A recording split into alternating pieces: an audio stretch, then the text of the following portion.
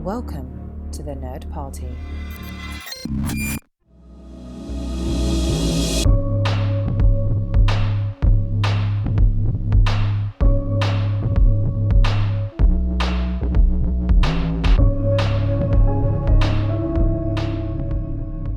Is everybody in?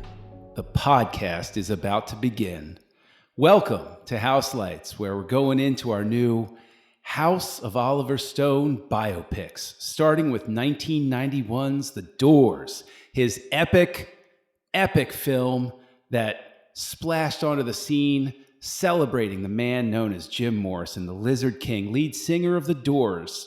And even though it's so focused on him, it's still called The Doors. And that's one of the things we'll be exploring here on Houselights, as I am joined with the legendary producer, Tristan Riddell, and cantankerous drummer bandmate, Darren Moser. And guys, welcome to this discussion about The Doors. Now, important disclaimer here. I'm the only one old enough to have seen this in the movie theater. And even though I think technically I should have had parental guidance or something, but I didn't. So I just want to go ahead and open this up and say, I expect the two of you to keep me honest here and keep tight constraints on me, because I'm a lifelong Doors and Jim Morrison aficionado, fan, diehard fan, fanatic, if you will. And I'm going to rely on the two of you to keep me from going off the rails. So, gentlemen, are you ready for this? Darren, this is your first viewing. This is. Of The Doors. And Tristan, you've seen this in pieces before, but never all the way through from beginning to finish, correct? Yeah, I don't really remember it. I must have watched it during one of my blackouts. I don't know. Nice reference right there to one of Morrison's own quotes. And we, just so everybody knows, we watched the theatrical cut, because even though there is a final cut that was released in 4K, Olivet Stone then backpedaled a little bit and said, no, the final cut isn't really the cut that you should watch. It should be the theatrical cut, because I realized that I cut too much. Blah, blah, blah, usual rigmarole. And now everybody will fight, I'm sure, the way they do over the Star Wars special editions. Haha, just kidding. So, Tristan, of the parts that you remembered seeing and everything like that, now that you've seen it all in a flow, let's open up with your impressions of the film. Did it live up to the vibe you had in your brain from the pieces you had seen? Man, what a question. It's right out of the gate too. That's so complex. It's interesting because I give Olivet Stone a lot of grace. Like I haven't seen everything that he's done, but a few of his films, I'm like, this is great. Like, this is amazing. This is really cool. And I've seen some films where I'm like, this is garbage. And so I never know what I'm going to get with an Olivet Stone film. It's really perplexing. And you and I have been friends for a while now. Yes. And you have bought me the albums of The Doors. Yes, I like have. you like for my birthday and for Christmas, like you have sent me the Doors albums. And so I had a lot, like I was really apprehensive when I sat down to watch this. I was like, whew, man, this movie's really important to John. Like I'm going to give this a fair shake. I'm going to figure this out. And I was actually live texting you. Yes, while I was watching it, you were. Where I was like, oh man, we got to the desert scene. Good Lord, what is happening? And I think everybody had that reaction with the desert scene.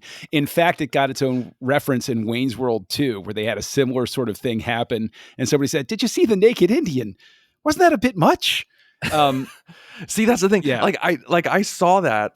I saw Wayne's World before I saw The Doors. Yes. And so I had no idea what it was. I just thought it was a wacky scene. This did not.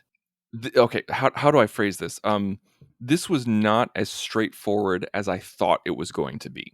That is an incredibly fair way to put that, because I remember one of the reviews at the time, I believe in the Washington Post, that said it was like attending a party where everybody was high except you.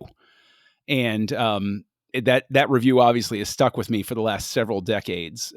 Now, Darren, this is your first time encountering The Doors. So walk us through. I feel like you've already said that, but yeah, I you know what, I have the soul of a clown, which forces me to blow it at the worst possible moments.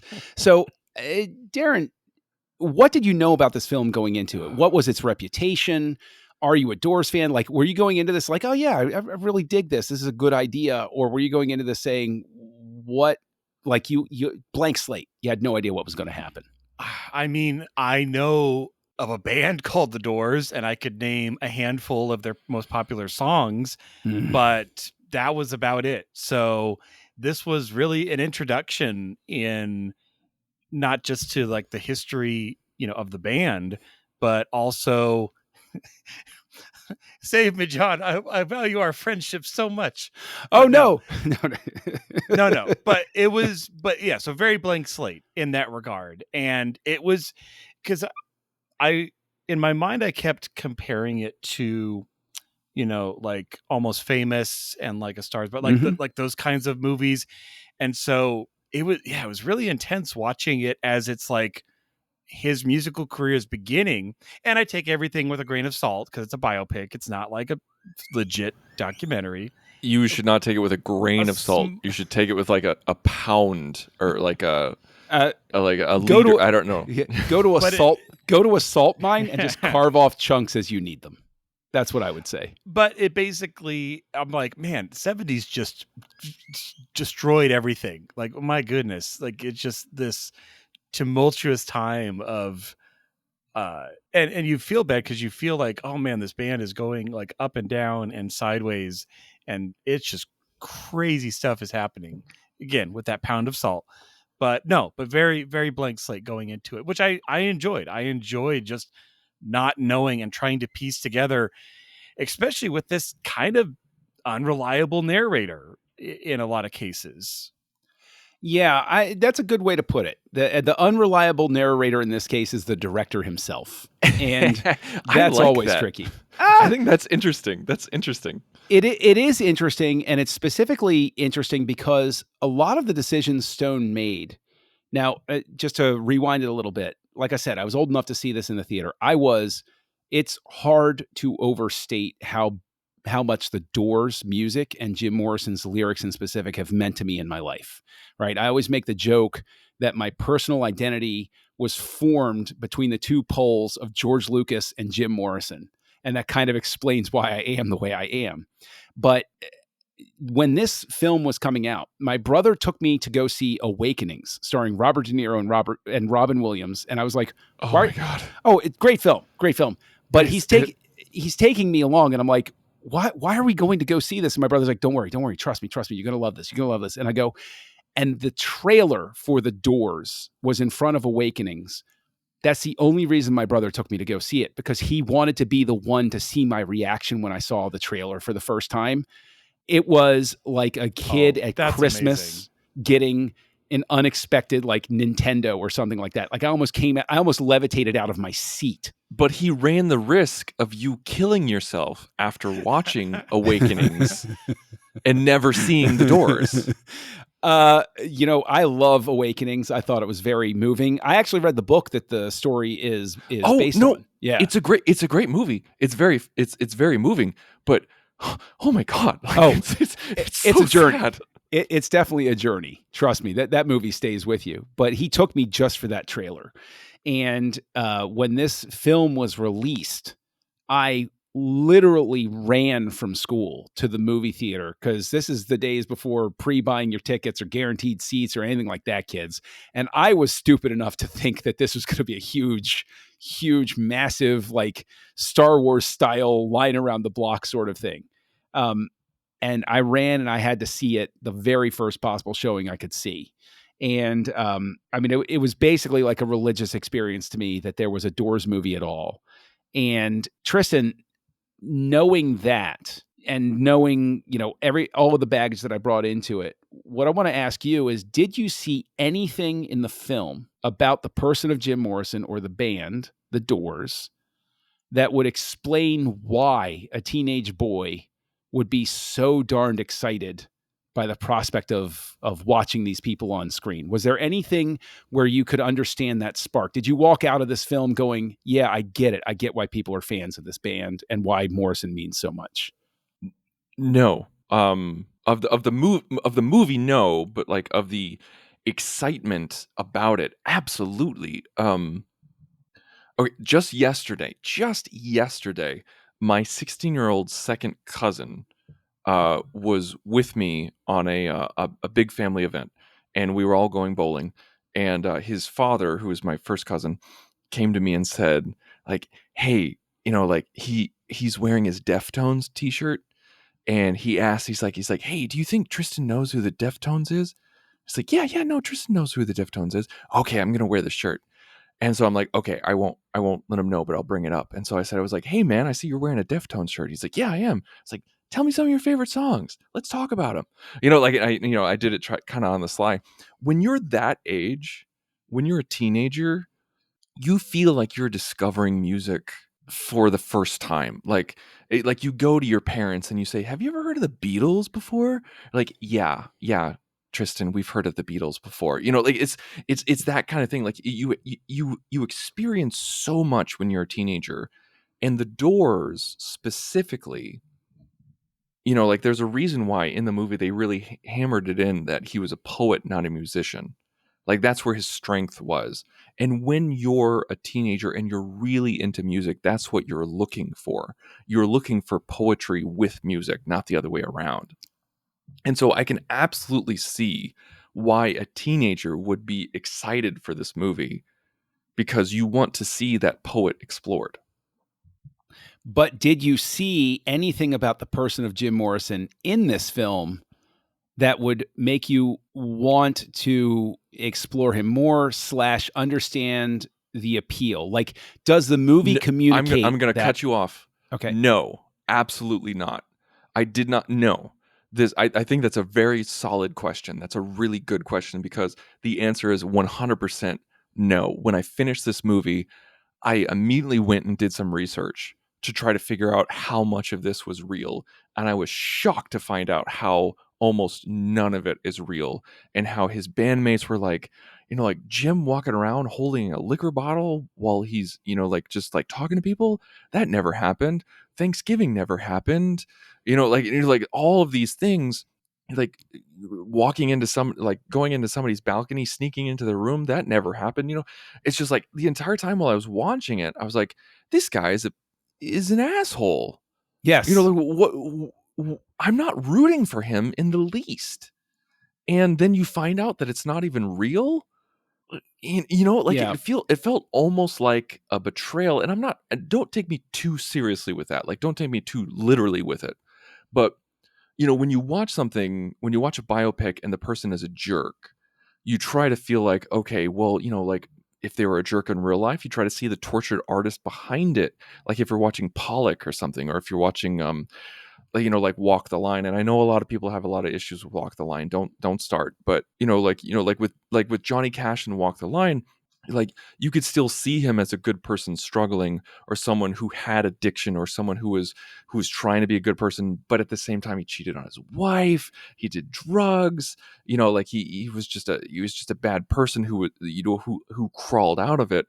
With The Doors, the movie The Doors, you're like, this guy was a jerk from beginning to end, and then you find out that that's not really him, and I'm like, well, who was he then? Right.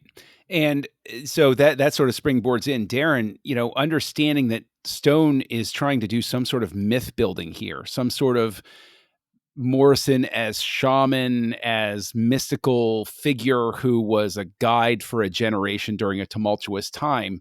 Did anything like that come across to you? Did you see any specialness about Morrison that explained why he resonated for decades after his death? Was there anything that made you look at that and say, even if this isn't really what happened, I understand the importance of a person like Morrison, or why we would lionize him?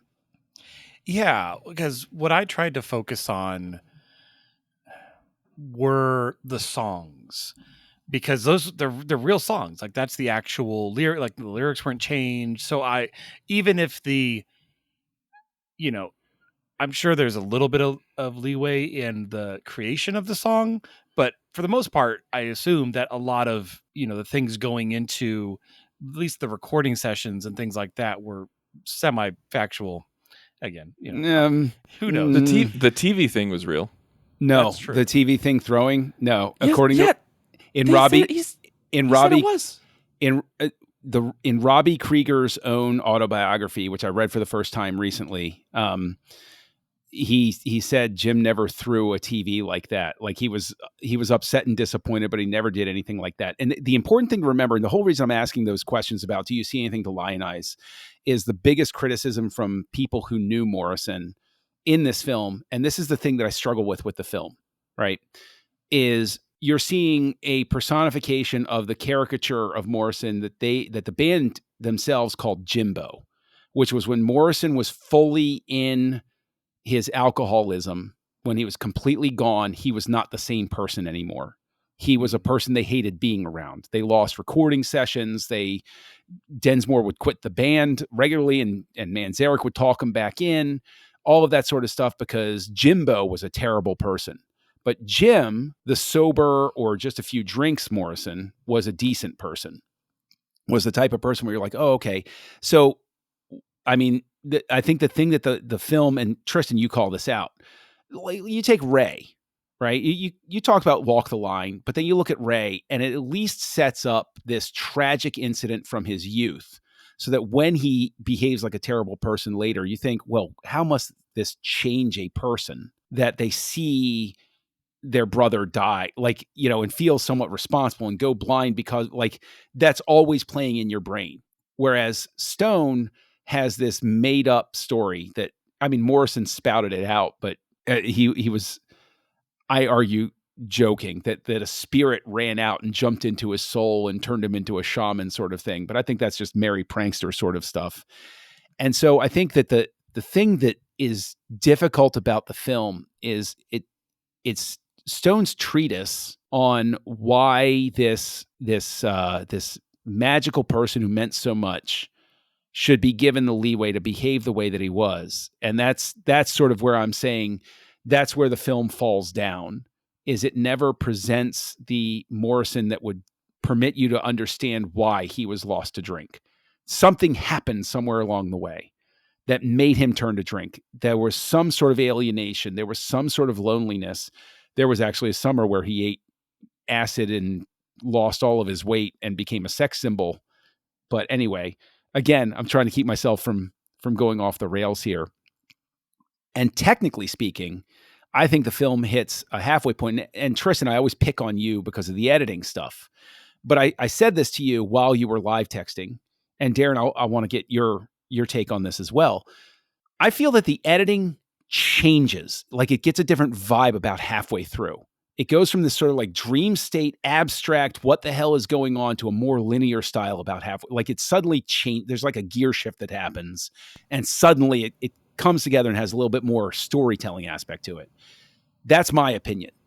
Do you get that same sense, Tristan? Well, yeah. You kind of you took the words right out of my mouth. Like that's what I was going to say. Like when you texted me that, like I paid attention. I was like, that's absolutely what it is.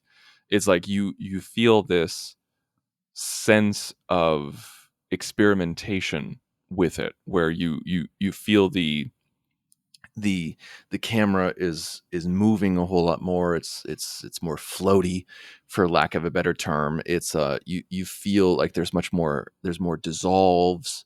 Even the color palette is different, and like you see more reds and oranges and more earth tones, more like kind of fire and earth and everything like that. And then once we kind of see the downfall of Morrison, instead of the experimentation and rise, we see much more straight cuts and straight linear, like, but that's kind of stretching the term linear, because we still see things in a like in a concert that didn't really happen, like with the bonfires and the naked women and like the literal death walking around as a bald man, things like that. Like you still get the abstract in it, but yet the filmmaking definitely changes. And it feels like Stone was trying to tell us that, like with the rise, you see, he's taking acid to expand his mind. Like we even kind of have that from the drummer. I think the drummer. Densmore. it was either Dinsmore or Krieger, I can't remember, who was saying like, like we took acid to expand our mind. Yeah, that he says that when he gets mad at Morrison trying to pressure him into taking acid before the infamous Miami show. Yeah. Yeah. He says something like, we took it to expand our mind, not to like, yeah, just not, to take not it just or to get off. Yeah. Yeah, just not to get high or something like that. And so I think that's kind of the difference, that I think that's what Stone was trying to communicate, is that the first half is like like an acid trip, like that's where you get the camera movement, and then the next half is the addiction, and so it's just straightforward cutting and cold. Mm-hmm. Now, Darren, given that, do you have a part of the film that works better? Like, does the first half work better for you? Does the second half work better for you? Or do you think it just winds up being a mess? Like it's a movie that doesn't figure out its identity until halfway through? No, I definitely like the first half better. The rise, I guess, the rising action. Because I think of, if this was an autobiography, just the fact that it's a film, that it's a biopic. Stone really gets to play with the canvas of film in this, in how you're looking at things, angles and lighting, and I think you just can't convey that in the written word as strongly, or you can, but you're not going to get the same response depending on the reader. So yeah, in the beginning, I really like how he's slowly, creating this character, because it's a character, really, and like I think of the very, very beginning when, he's driving past uh, the Indian and the car on the side of the road. And then later I'm like, wait, were we the boy in the car driving by, or were we on the side of the road being driven by? Like you start to doubt like what is real and what has happened and what is truth, which I think is the point, that you're supposed to not be 100% sure. So yeah, as it starts to slide more into the, being more historical rather than sensing what is going on in the mind of this artist, I definitely prefer the front half. You mentioned building a character. And so I'll toss it right back to you and say Val Kilmer earned a lot of praise for his portrayal of Morrison, some criticism as well. But in terms of performance overall, divorce it from the historical accuracy. Right. Does Kilmer inhabit and become a different person for you, or do you see Val Kilmer indicating a person for you? Do you lose Val Kilmer in this performance? I completely lose Val Kilmer in this performance. The way his voice is, Meg Ryan too. Like it's early 90s Meg, so it's a little easier. But I kept forgetting that she was that character, that she was his girlfriend Pamela. Both of them, I think, sunk completely into their characters. And there would be like whiffs of moments where like I'd see his profile, or like, Kilmer has a very distinctive like nose and face that it would kind of pop out for a moment. But yeah, I felt like I was a camera or a fly on the wall. And so I would definitely be in the giving high praise camp for his performance. And I had read that a lot of the bandmates had said in his singing that often when listening to tracks from the, original recorded tracks from the film versus, the previous work, the original work, that it was hard for them to tell, just that he really conveyed not just the tone, but also the sound of Morrison. Same question to you, Tristan. Do you lose Kilmer in this role? Do you think that this is one of Kilmer's great performances? Absolutely. I'm a big Kilmer fan. I really am, like unabashedly big Val Kilmer fan. Like if he's in it, I'll give it a shot. And I thought he made a great Batman. I don't care who knows it, And we can table that for House of Schumacher. So yeah, I echo exactly what Darren said. Like he is absolutely lost in this, regardless of whether or not it's accurate. He is lost in the role of Jim Morrison, of the fictional account of Jim Morrison. The way he moves his body, the way he speaks, and Kilmer himself. Like he's a literal poet, and is kind of out there. or was out there like Morrison. And so I think there was definitely some kindred spirit going on, which I think helped his performance.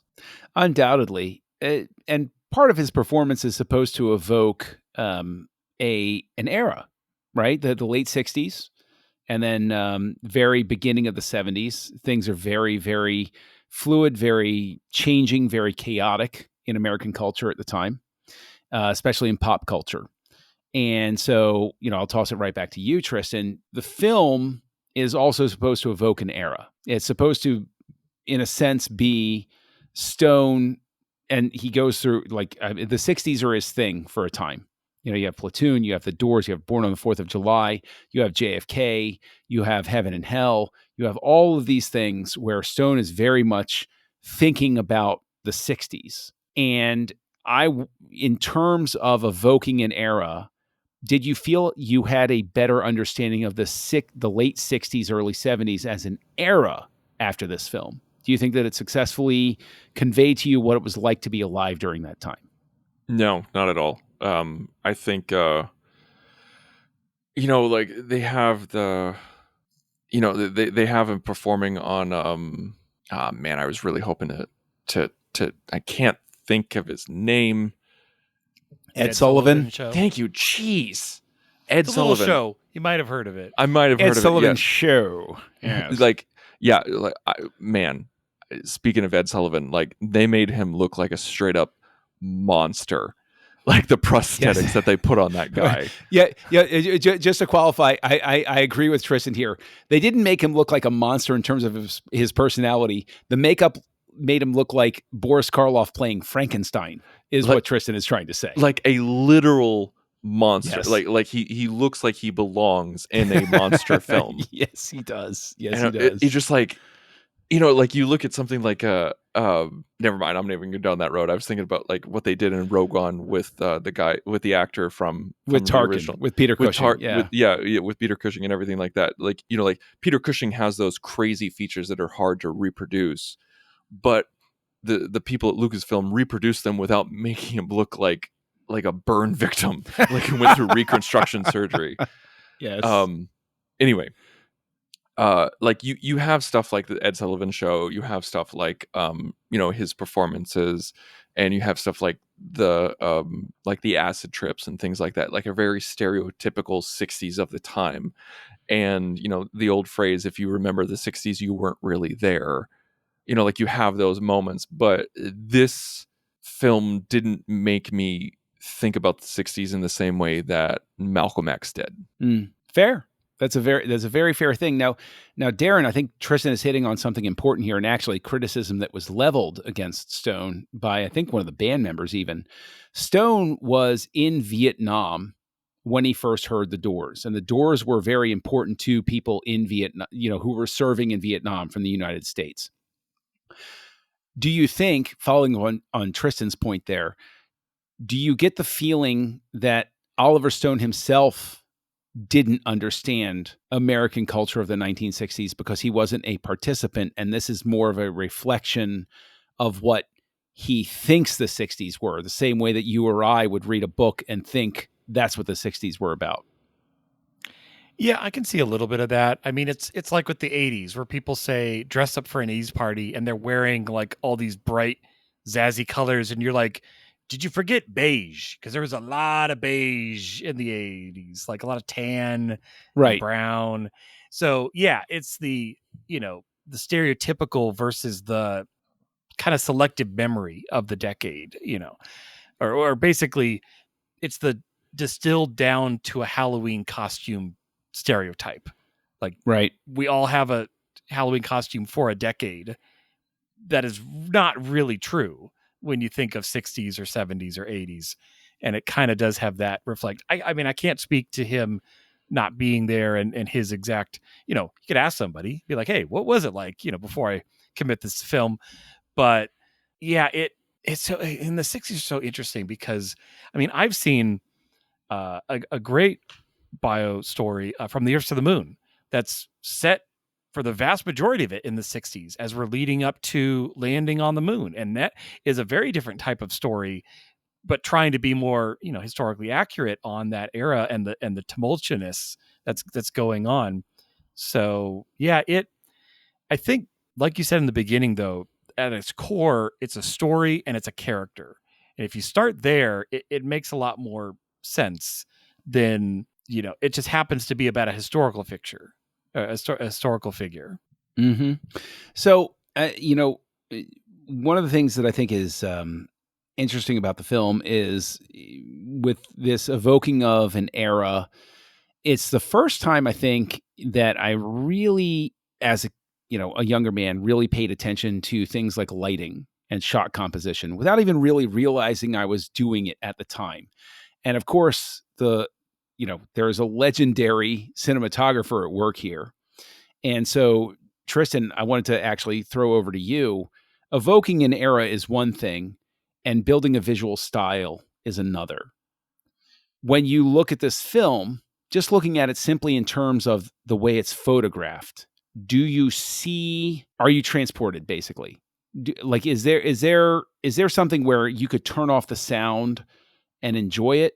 Is there, take me through how you reacted to the cinematography of everything. Well, the cinematographer is Robert Richardson, who is also known as Tarantino's cinematographer. So yes. He's also done some work for Scorsese. So this guy, he knows what he's doing. Like he's pretty good. He's most known for Kill Bill, Inglourious Bastards, Once Upon a Time in Hollywood, The Aviator, all of those wonderfully photographed. And so this guy knows what he's doing. And it's really interesting to see Richardson work. And it's really funny that we're talking about him right now, because just yesterday I made a Richardson joke because I reconnected with an old friend of mine who is a cinematographer, and I haven't seen him in years and years. And he has hair past his ankles, past his shoulders now. And I was like, man, if you went gray, you'd be able to charge more as a cinematographer. And he knew I was talking about Robert Richardson. And so, yeah, it's just, for people who love movies, whether you know his name or not, you know his work. And so The Doors, I think that's probably the most special thing about The Doors, is how it's photographed. Don't get me started on the editing or like from a macro micro concept. Oh, but Robert Richardson is a visual master in the true sense of the word, and The Doors is sumptuous, and I think that's probably the highest praise I can give this movie. But I can't walk away from you taking a pot shot at the editing, because we've already talked about how the editing changes between the first and the second half of the film. I have my own pet theory about that, but I've never been able to confirm it. But I want to lean into that with you because I love these discussions with you. I think, Darren, you do as well, where, Tristan, take me through it.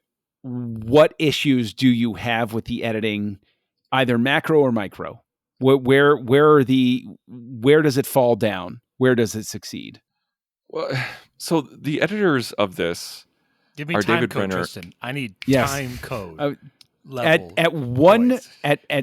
10 minutes and 1 second, what's your impression of the editing of this film? That's the thing is that okay? So this was edited by David Brenner and Joe Hutching. I don't know if I'm saying that right. With some additional work by the legendary Pietro Scalia, or I may be mispronouncing his last name, Scalia, who later worked with Stone on JFK, which was released on the same year. But there's an additional editing credit, the same way in Rogue One, it's like additional editing by Stuart Baird, right? Yeah. Like it's just snuck in there, sort of thing. You have a feeling that somebody came in to do some doctor work at the end there. But I'm sorry to interrupt. Go ahead, take us through. Well, no, I'm glad that you brought that up because I was unaware of that, but that makes sense to me because Brenner and Hutching, they know what they're doing. They absolutely know what they are doing. They are good editors. And from scene to scene, the movie is well edited. Like it makes sense. Like, you know where you are geographically. Like, they don't cross the line unless it's from an artistic perspective. They follow the rules and then they break them when they need to. Like, these guys know what they're doing. It's a well-edited film when you look at it from the theory of editing. But when you look at it from a macro perspective, I blame Stone 100%. And you telling me that there is additional editing makes me feel like Brenner and Hutching did their jobs, edited the piece, and then Stone's like, no, I want to do something different. And then he brings somebody in to doctor it up. And then that's what we get in the theatrical version. And to me, watching this movie was exhausting because there were so many scenes where I'm like, good Lord, this is still going on. We're still here. Oh, we're still in this concert. Am I watching a movie anymore, or am I watching a concert film? And I think that's what really pissed me off, because I kept rolling my eyes. As the movie progressed, I felt like the movie was getting worse from an editing perspective, where I'm just like, trim it down. And this movie isn't really that long. Like, we haven't even gotten to the long stuff, folks. Like, we're going to review JFK, Nixon, Alexander, all super long movies. Like, The Doors, I think, is the shortest film, but it feels so long. Okay. Darren, do you fall in Camp Tristan here? Are you Team Tristan in terms of the editing? Did you feel every minute of The Doors, or did it zip by and was over before you knew it? I didn't feel that the overall film was long, but I do agree it felt like the segments were long. So I didn't feel like by the time I was at the end, I'm like, oh my gosh, this whole movie. But it was like, yeah, it's like we're in the concert forever. And then, we're over here, and over there. And I think because, again, not knowing a lot about any of it, about the Doors, about so I'm just absorbing it all for the first time. Like, oh, and then they did this, and then they did this, and then how many years are we jumping? And who's that guy walking away from the bathtub at the end? Is that death? I don't know. Did that really happen? Is that really a person? So I'm trying to just, what is happening? Not in a bad way, but just trying to understand it. So yeah, it is interesting in a biopic, because obviously you're condensing a man's life down tremendously into a matter of hours. So what moments do you pick from that? Where do you pull the essence of that person?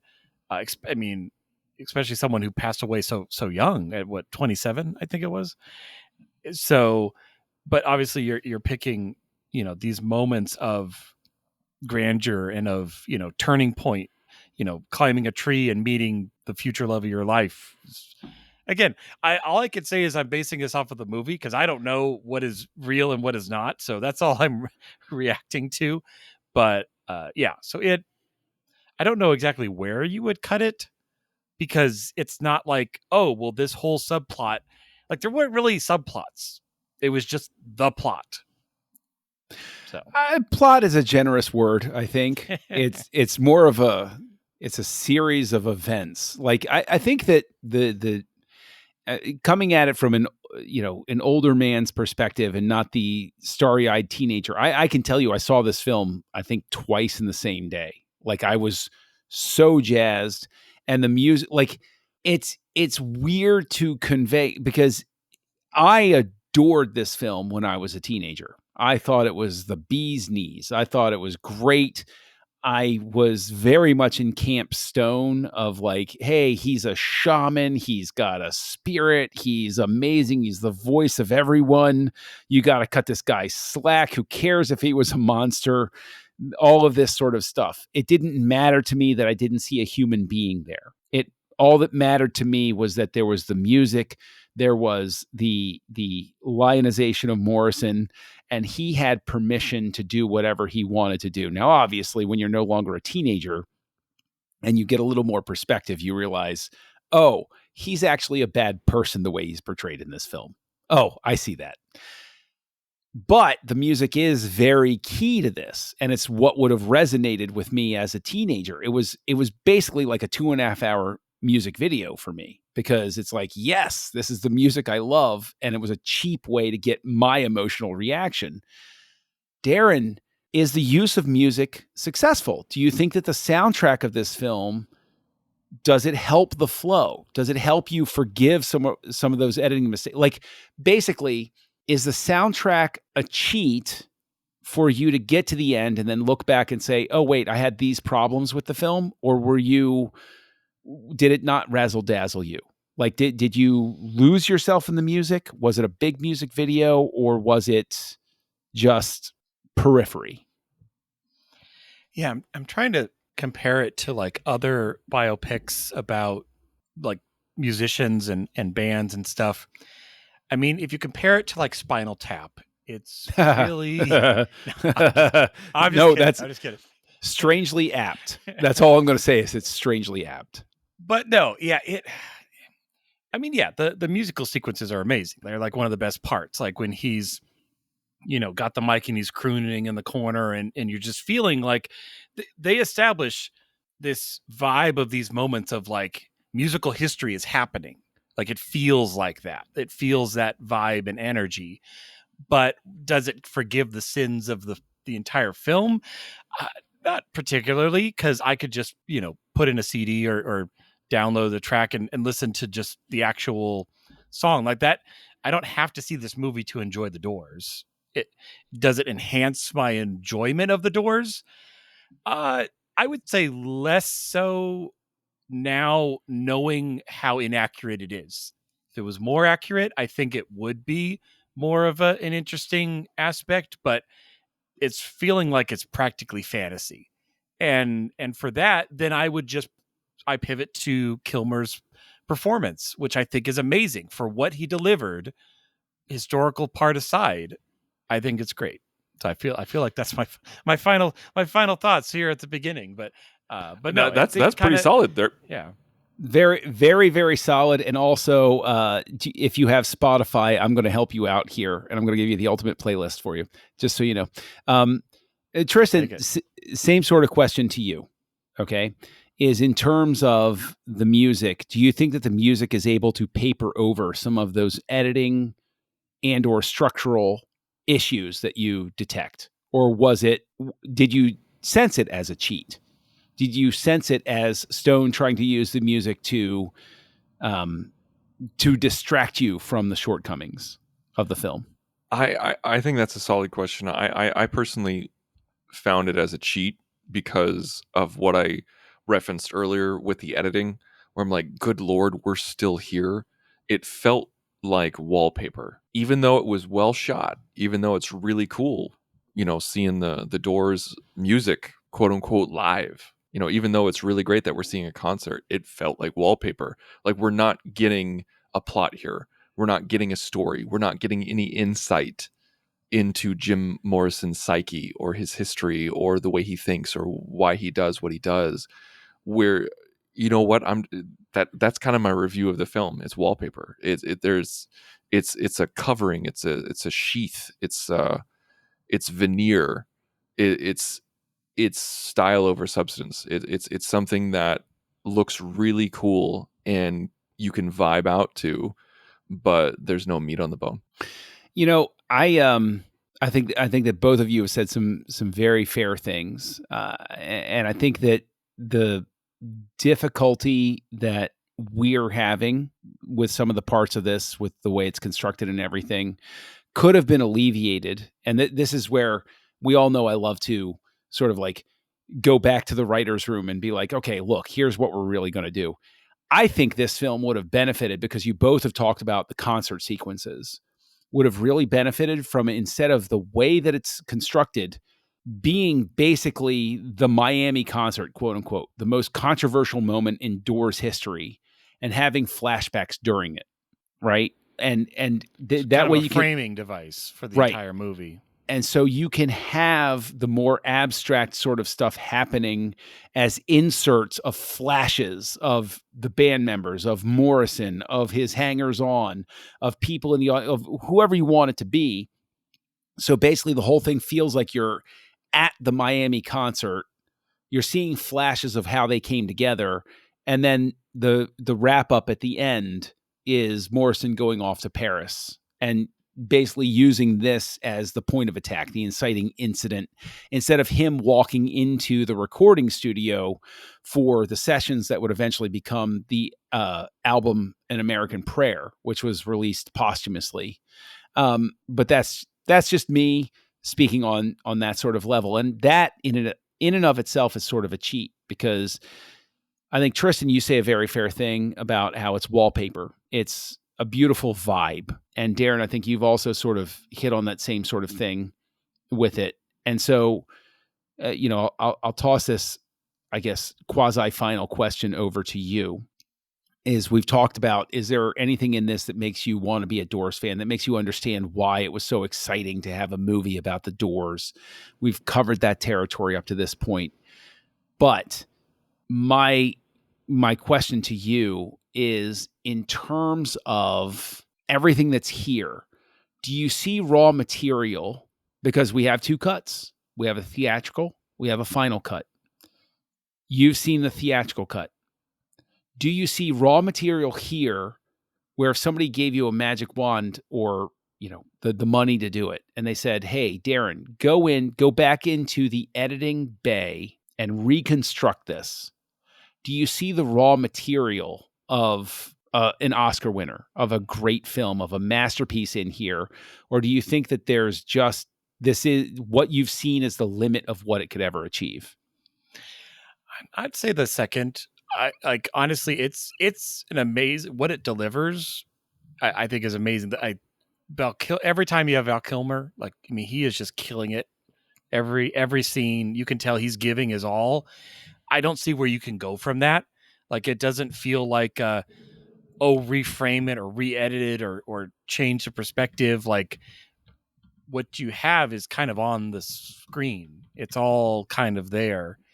But, rather than spending time re-editing, I would just, go to that Spotify playlist. I think if this gets you interested in the Doors, I think it's done its job, regardless of acolytes. Tristan, same question to you. Do you see raw material here that could come together, coalesce differently, become more than what it is? Or do you see the limits of what it could ever be?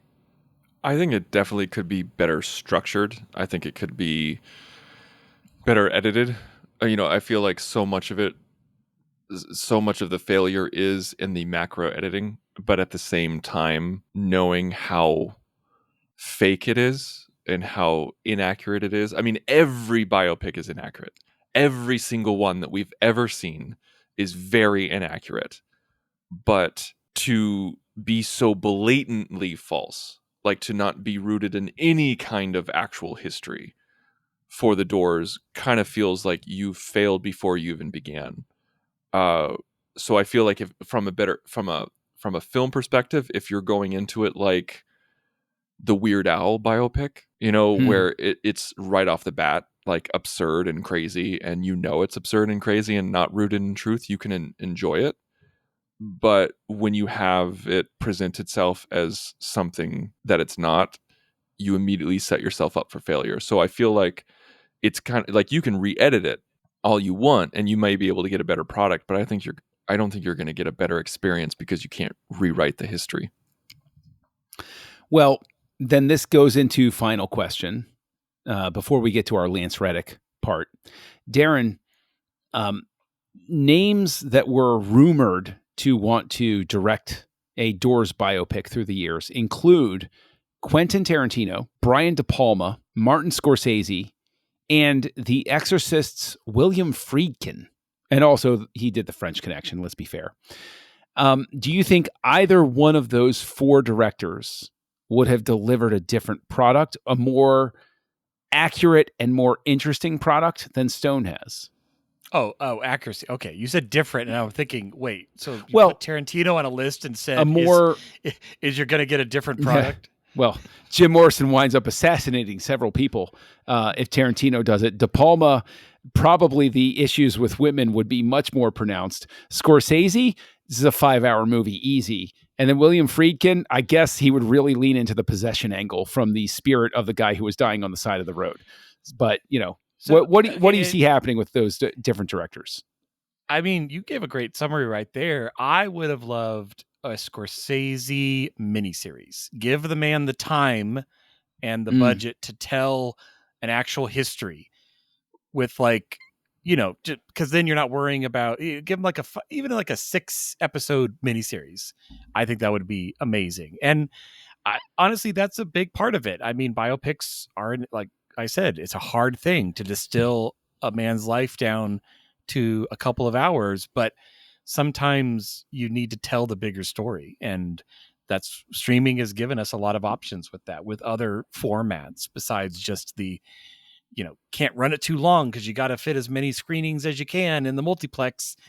That limit is not the best. So basically, Darren he's in the camp calling for a Zack Snyder cut of The Doors. Tristan, that's not at all what I said. So we're strapping in for a 6-hour cut, 2 different cuts in a deal with Netflix, in black and white. Yes. Okay. All right. Let's not go down these roads. Tristan, the 4 directors I threw out there, do you think a different director, don't limit yourself to these 4 directors, but do you think a different director than Stone delivers a more successful, more interesting, more vibey, however you want to say it? Do you think a different director delivers something that you would have possibly enjoyed more or would have resonated more with you? I think De Palma, honestly, I think would have probably done a little bit more straightforward biopic. And I'm not saying that would have been more successful. I can't argue that. But I think, after looking at something like Scarface and Untouchables, and even if, even stuff that I don't necessarily like, Scarface or Black Dahlia or, oh God, Femme Fatale, like things like that, he does experimental stuff. Yeah. Just as much as Stone does. But I feel like he would have been a little bit more straightforward with it. I feel like he would have attacked it in a way that was more palatable to what actually happened. But I can't De Palma's just as hit or miss as Stone is. So it's a hard question. That's a hard question. But I do agree with Darren that I feel like Scorsese would have found an angle. I think if we could give him the time, Scorsese would have found the angle. It may not necessarily have been the right one, but he would have found an angle and stuck with it. And we would have gotten way deeper into the psyche with Scorsese than we ever have with Stone. I agree with that. A Martin Scorsese, especially early 90s Martin Scorsese Doors biopic would have been fascinating, to say the least. So that brings us, as we're rounding third, to our traditional question when all 3 of us are here about where we would place Lance Reddick as an actor. What role would we give him here in Oliver Stone's The Doors? For anybody new to the show, because we pick up new listeners every so often, there is a terrific actor named Lance Reddick whom we all love. Every sane and rational person sees Lance Reddick and goes, that guy's awesome. And so we've adopted a fun little thing where we recast a role where we say, Lance Reddick, I would have loved to seen him do this. Darren, where do you see the possibility of a Lance Reddick role here in 1991's The Doors? Well, you say 1991's The Doors, but we're not set in 1991. So I went with a smaller role. It's hard. I don't even know. I'm sure it's credited, but it's hard finding the credit. I put him as the kind of technical producer on the Ed Sullivan Show. So the guy who like talks to them ahead of time and he's like, now guys, yes, now you're not going to say that, right? You're going to you change it. And then he's in the booth later. And he's like, he said it. Like, I just think that, it's a single scene almost, but I would have loved that delivery of like kind of the striking, fear in the heart of God of like, don't you dare. And then just, trying to pick up the pieces of the show you're trying to run. That's fair. That's fair. That's my role for good old Lance. Tristan, where do you see Mr. Reddick?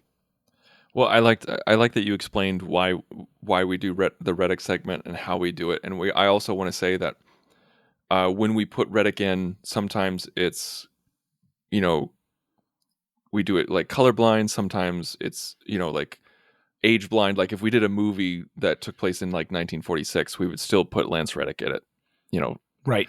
Regardless of age and timeline, everything like that. And also, it's nothing against the actor that we're replacing them with. So with It's a that thought said, experiment at its best. yeah, it's a thought experiment. With that said, I would say Paul Rothschild, Michael Wincott's character. Beautiful choice. I would love to see Lance Reddick, have that conversation with Jim, saying, "I miss Jim. I miss the real Jim. Where is he? Not this guy who's in front of me." Like, I think Wincott nailed it, and I think Wincott makes everything better that he's in. But Reddick really would have, I think, hit home the businessman who becomes a friend. Like, you could see that happening with him. I love that choice. Rothschild is somebody I toyed with as well. I remember when the movie was released, somebody asked Rothschild about Wincott's performance as him, and Rothschild very politely said, "I think he does a great job playing a record producer."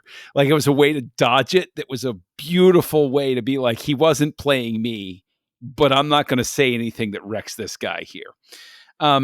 I toyed with the idea of Rothschild. I think that's a beautiful choice. But with somebody who has had such a complicated relationship with this film over time, I will 100% throw Billy Idol under the bus. And I will say that I would cast Lance Reddick as Cat, Billy Idol's character, who is a fictional amalgam of whatever, because I think Billy Idol is strangely terrible in a role that does not ask much of him. It's awful. Every time I see him, the rumor was that he was going to play Morrison. God almighty. No. He was going to play Tom Baker, Michael Madsen's character, right? One of the rumors at the time was that he was going to play Morrison. And like, he even did a cover of LA Woman that was released shortly after the film that I refuse to acknowledge its existence. It's like Aerosmith's cover of Love Me Two Times. I'm like, no. Let's not do this. And we didn't even talk about casting, but Ian Astbury, whose name was in the mix to play Morrison on screen, I got to see him tour with Manzarek and Krieger at the 930 Club in DC. He replaced Morrison when they were touring as Riders on the Storm in their brief revival that Densmore killed because he's a jerk.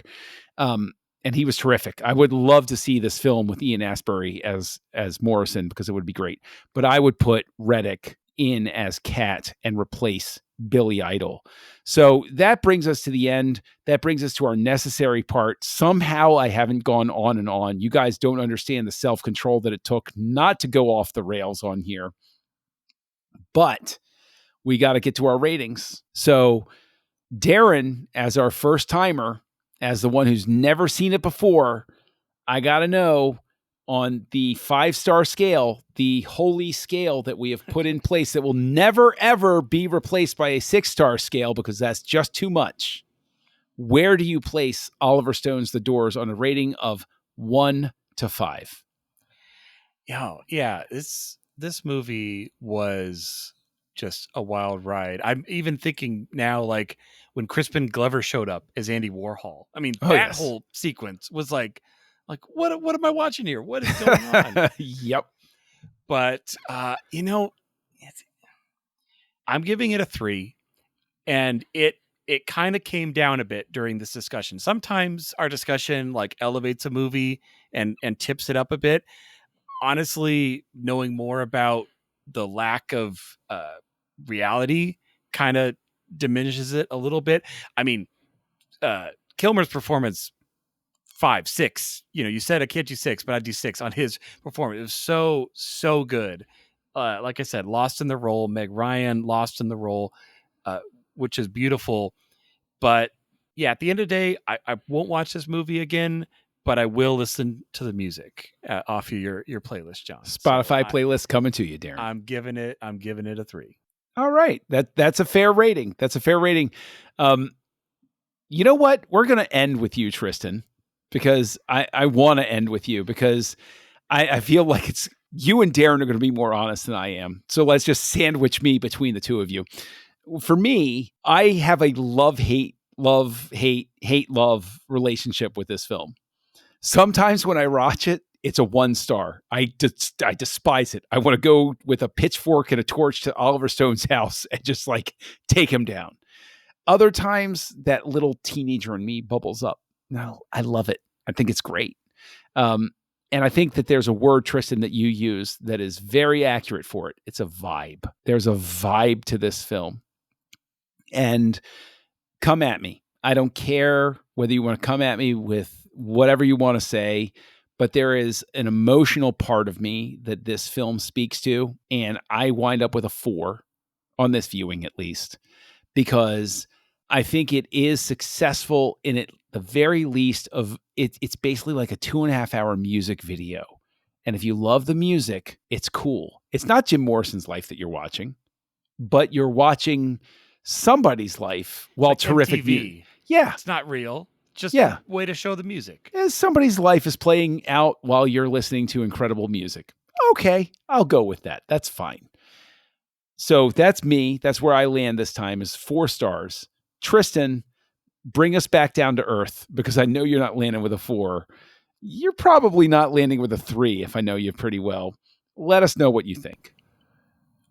I wanted to give this movie a 2. I'm not going to give it a 2 because I feel like the whole thing of the vibe and also the cinematography, this really brings it up. I just think Richardson's photography is just so stellar and so beautiful and so well done that I can't give a movie like that a 2 necessarily. Like I feel like like if this movie was absolutely dog crap, then yeah, I could give it a 2, and it's close.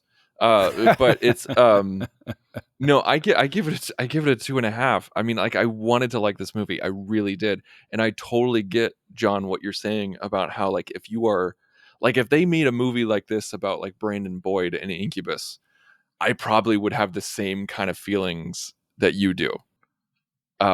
Because like to me, like I'm that much younger than you. Brandon Boyd is the poet for me of in my middle school and high school years. And he's not the icon that Jim Morrison is or was, of course, but that's the kind of thing. But like if I went to go see a movie that was mainly Incubus music, yeah, I wouldn't be giving it a 2 or a 2.5. So I totally understand that. But just from a structure standpoint, from a psyche standpoint, from an accuracy standpoint, I can't give this a 3 or above. So this is a generous 2.5 from me. Fair enough, I think, from everybody here. For any of the kids listening still, just real quick, I know we're a little over an hour right now, but if you want to read the necessary works on Jim Morrison's life, read No One Here Gets Out Alive, which is the legendary one that came out in 1980, I think. But for more accuracy, read Break On Through, the Life and Death of Jim Morrison by James Riordan and Jerry Prochnicki. And then there's a very small book called The Lizard King Lived Here, I think, which is a small independent publishing book where a guy examines simply the 2 years that he lived in Arlington/Alexandria, Virginia. And those 3 books are absolutely necessary reads. It's basically all you need to. The autobiographies from the other bandmates, I'd say Robert Krieger's is the only one.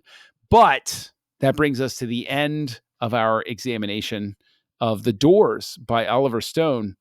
And I think that next week, historical accuracy will be another thing that will be a topic of extreme concern since we're dealing with another biopic.